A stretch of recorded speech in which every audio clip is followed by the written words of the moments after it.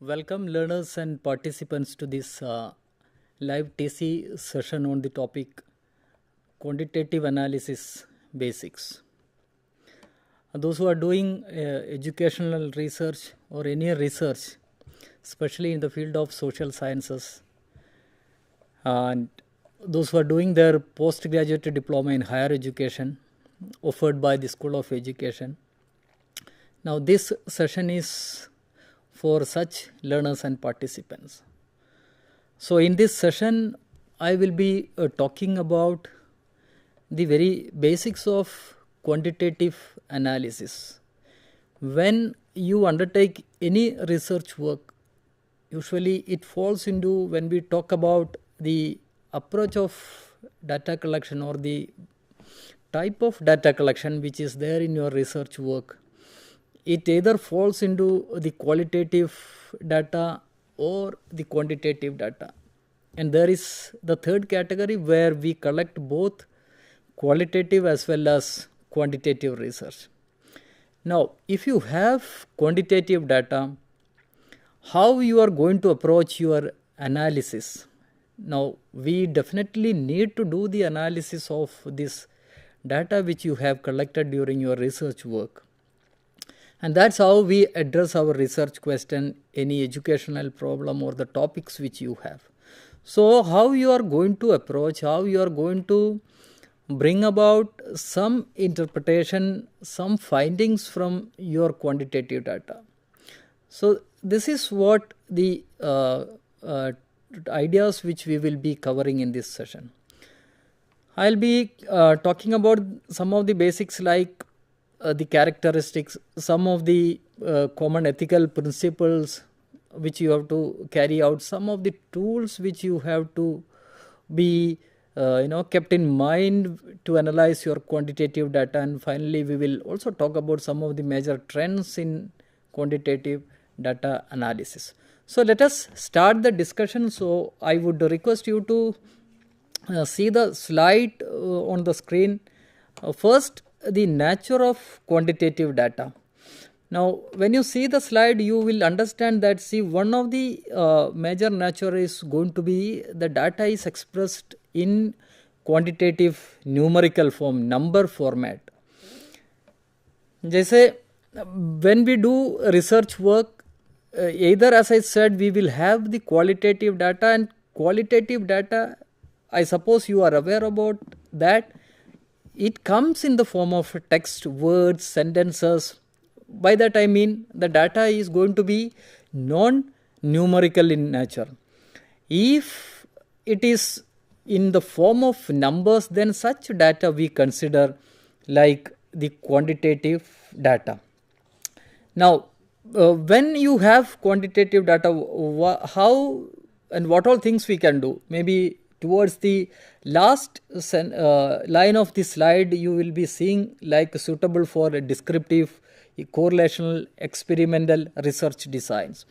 And there are many research design. So when you undertake any survey kind of a design, correlation research or experimental research, in many of such studies, we will get the quantitative data. Of course, there are situations where we collect qualitative data also. So basically, the nature is going to be what kind of a data it is going to be, the quantitative data. It is definitely going to be some number format, some numbers. Now, like say for example, if it is the case of educational research, you will see if you are conducting an experimental study relating to the academic achievement of the students. So you will conduct an experiment. Then you will collect the post-test data. Before that, you will collect pre-test data, and all those data is going to be something in the form of tests, exams which we give, where we will get a final score for the student. So that's what basically the nature of quantitative data represents. Now you can see the slide again where it mentions about the characteristics of quantitative data. Now, like when we do undertake the research, like the data that we collect, it falls majorly into four categories like you see on the slide, the scales of measurement. One the nominal, the other is the ordinal, the third is interval, and the fourth one is ratio. The first two, like nominal and ordinal, they are mostly going to be qualitative in nature, while the interval and ratio data is going to be quantitative in nature. Now, the data is also like, it is either going to be discrete something or continuous. Say for example, if you conduct a kind of an academic achievement test, now some may score 10 marks, some may score 10.5, some may score 79.2. So it is going to be a continuous data. So that's why we call it as the data is going to be continuous in nature. Now why? Like when we have, sometimes there are situations where we have to convert the data into codes also. Say for example, sometimes during the analysis, if you have nominal, ordinal data, which are of course mostly in qualitative format. So for the analysis, sake of analysis, we will be converting that into some number format, which we call something like coding. So these are some of the characteristics.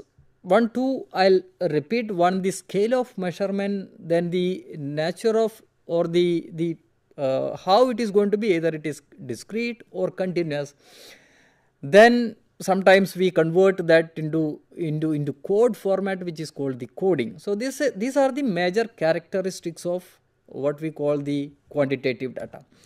Let us move on.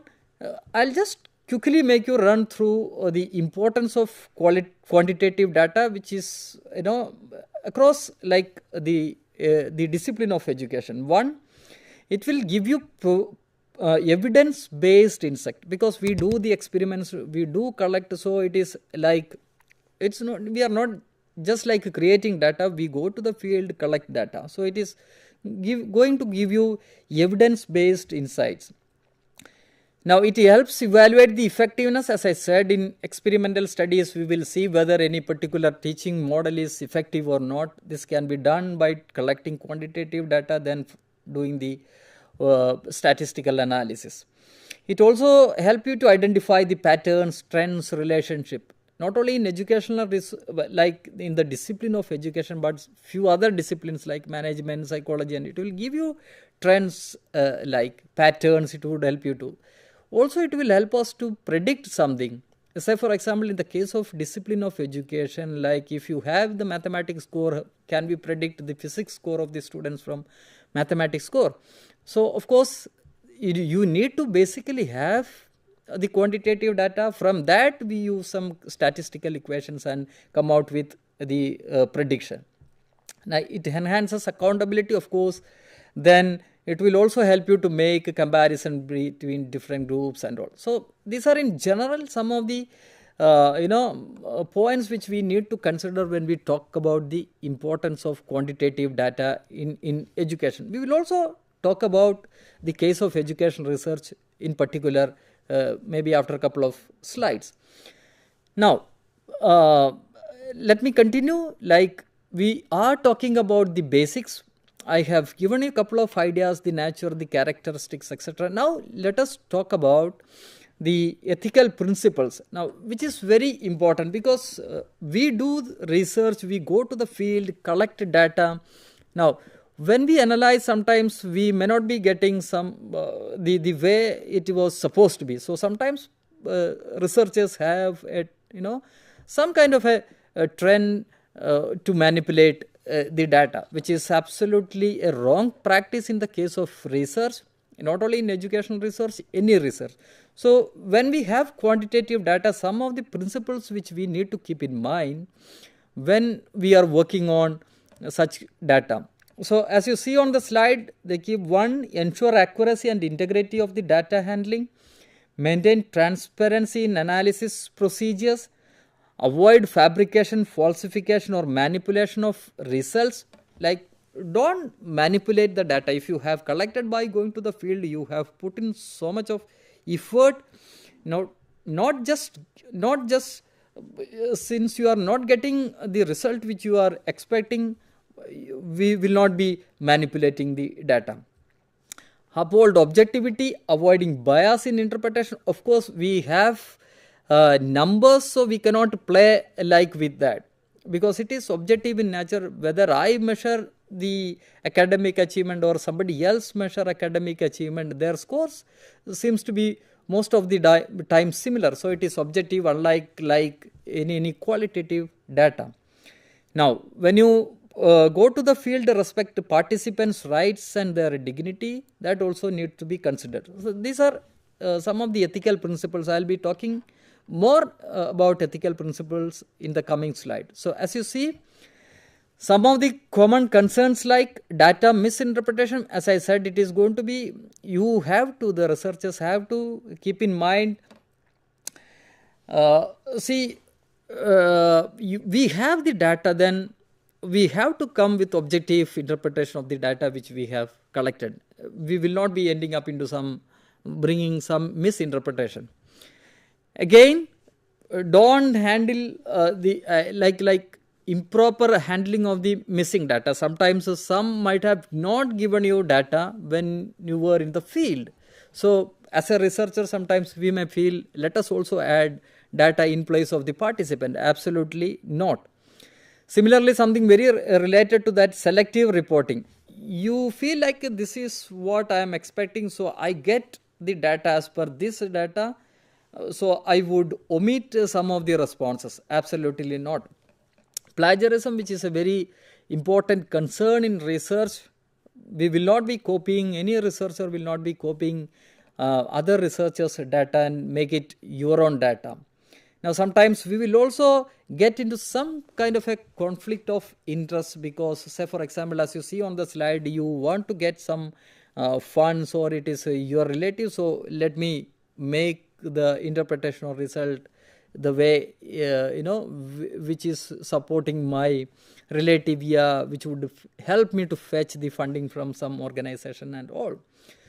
So this should not be done. So I have talked about some of the ethical principles we need to follow. Then how it can be followed. So I have given a slide on the best practices also, like use standardized and validated statistical methods. Absolutely. Document all steps and decisions in your analysis. Clearly state assumptions and limitations. Protect confidentiality and anonymization. Now share data and methods responsibility following consent agreement. Now when you see this slide, best practices for ethical analysis, this cut across the entire research work. See, we are going to find out a solution to a problem, some issues, topics which have a broader implication in the whole educational system of our country. So we cannot come out with like some kind of a wrong judgments, interpretation with the data which we have collected. So that's why we call in research, the researcher is supposed to follow some systematic procedure from starting to finally preparing your research report. So not only, I would repeat, not only in ethical, not only in quantitative data analysis, the entire research work we need to keep in these ethics when we undertake a research work. I suppose you have understood some of the ideas that we have discussed till now. Now let us move on further and see some other aspects of the quantitative analysis. Now, when we have the quantitative data, something like quantitative data organization also comes into a picture. So what does that refer to? See, if you see the definition on this slide, it is the systematic arrangement of numerical data for easy analysis and interpretation. So we have numerous kinds of data which are in number format. Now the first thing is that when you go for data organizer, this has to be organized in a proper format. Why? As you see on the slide, to make raw data meaningful, manageable and ready for statistical procedures. You have too much data with you, organize it in a systematic format so that it is ready for your analysis. Second, converts unstructured numbers into organized formats. So this is another way you can create visual elements of your data collected through in the form of charts, tables, etc. So that is also one of the what we say purpose of data organization. Third, forms foundation for accurate and efficient data analysis. Of course, there is absolutely no doubt. We do analysis. Before doing the analysis, we need to organize it in a systematic, manageable form. Then it is easy for us to do the statistics with the data. Now, finally, it ensures clarity, consistency, and transparency in research finding. Definitely. Now, we are going to come out with some findings from our research work. Now, this is going to be sometimes wrong because we might have not followed the entire process which is supposed to be followed during the entire research work, especially when work with the numbers, the quantitative data. So, these are some of the points which you need to keep in mind when you organize the data. Now, let us as I said, we have already covered, and I have made you run through some of the points which we need to keep in mind when we talk about the quantitative data analysis. And when we bring to the educational research, something like some of the points you will see here, it is a repetition, like identifying patterns and trends which we have discussed. It will help us to detect the errors. Of course, when we have quantitative data, this would consume a lot of our time. So, when we have the data organization, when we do the data organization in a proper way, it would help us save our time for analysis and rest of the activities. So, these are some of the points which you need to take into account when we talk about the importance. A few more points to add to that, like as you see on the slide, it enhances accuracy and reduces the risk of misinterpretation, which we have already discussed, makes sharing and collaboration easier among the research community, improves the credibility and reproducibility of the research result.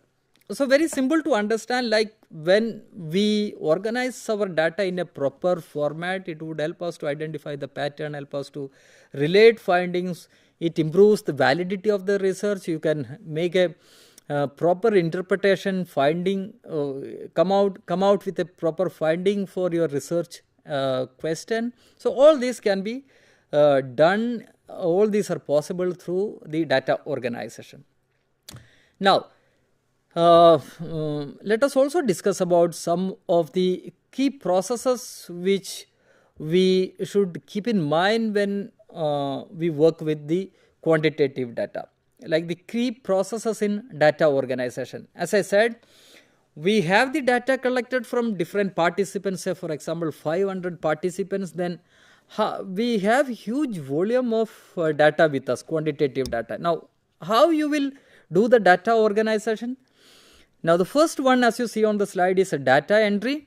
Enter your data into, now we have many softwares for that. So, let us do the data entry in proper format. Now, sometimes if you have gender, male and female, if you have written male and females, these softwares will not work with that. So, we have to convert that into number format. So, that is what the data coding is referring to. So, if you have such data for analysis, we will be converting that into codes. The next is data cleaning. Now, we also have to keep in mind, see those who have responded incompletely, we should not be taking up that data for our analysis because your results are going to be wrong. So, we will be omitting, we will be deleting such data from our data set. The next is data classification. We will classify into, and this depends on the research question you have in mind, which you have formulated during the beginning of the research. You make different categories like. Next is data tabulation. Now, from here onwards, sometimes we will start the analysis of some of the very basic analysis put into tabular format. You can have charts, etc. for the data that you have collected. And finally is data summarization. Now, during data summarization, here we will do the actual analysis of the data that we have collected. Now, it includes like the basics descriptive statistics. Then depending upon the research question, research objectives, we will do the inferential statistics, where we will do parametric statistics or non-parametric statistics, which is entirely a different topic to be discussed or covered in a different session. So if you look at the data organization processes, so these are the major processes which we do in data organization, starting from data entry to coding, then cleaning, data classification, data manipulation, and finally doing the statistics, data summarization. So I suppose you have understood the basic processes. Now I would stop by discussing this slide. Some of the softwares, of course, as I said, see, we started with the manual calculation. Say for example, if you want to calculate the mean, median, mode, some of the very basics or frequencies, percentages of the data that we have in our hand, we were doing manually days back. Now because of the technology emergence, so many softwares coming into the field, into the research, so people started using different softwares also. So a different field like computer assisted techniques of data analysis, this is not only there in quantitative data, you will get equally softwares for analyzing the qualitative data also. Now what you are seeing on the screen is like what is, if you want to give a kind of a small definition, use of softwares and digital tools for processing, analyzing, presenting the quantitative data. Very clear, we have talked about the various processes included in the data organization. So it starts from data entry to data summarization. Now we will analyze that all these processes like data entry to data summary, the entire processes can be done using statistical softwares, digital tools. So that's what the definition says. Now why? It is for saving your time, accuracy in your calculations, and will give depth of analysis. So this is what the computer assisted techniques of data analysis means. Now some of the as I said, why it is done?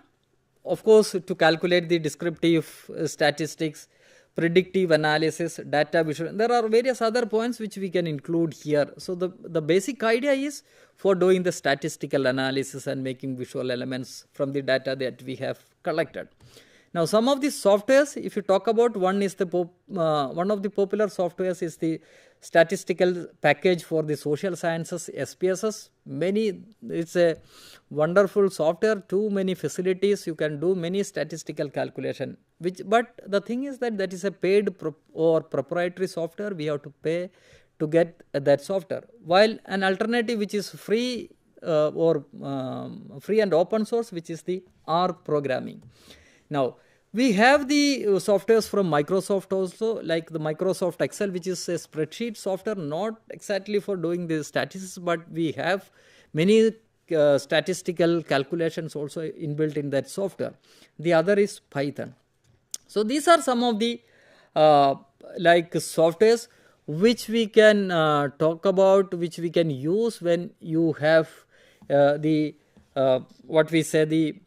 quantitative data. Now when we talk about the software, we should also need to understand some of the practical considerations when we use, like cost and licensing. As I said, statistical packages for social science, it is a paid software. So think of, if you get some free software, that can be, otherwise we have to depend on.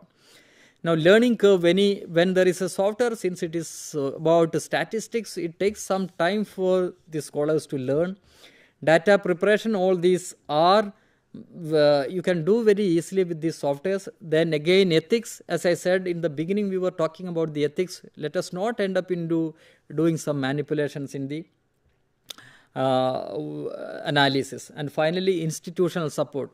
Sometimes some universities, some departments give softwares, otherwise the researchers have to manage. Anyhow, the only point is we have packages, so statistical softwares, which would help us to do the entire analysis of this, especially the quantitative data. But then I would also say we have equally softwares for analyzing the qualitative data. So friends, with this I would like to wind up this session. Let me take you quickly through what we have discussed. The intention of this session was helping you to understand some of the basics of quantitative data. We have started with the quantitative data, then we have gone through the ethical principles and concern, the processes, major processes involved in the quantitative data analysis, and finally we have talked about some of the statistical softwares for quantitative data analysis.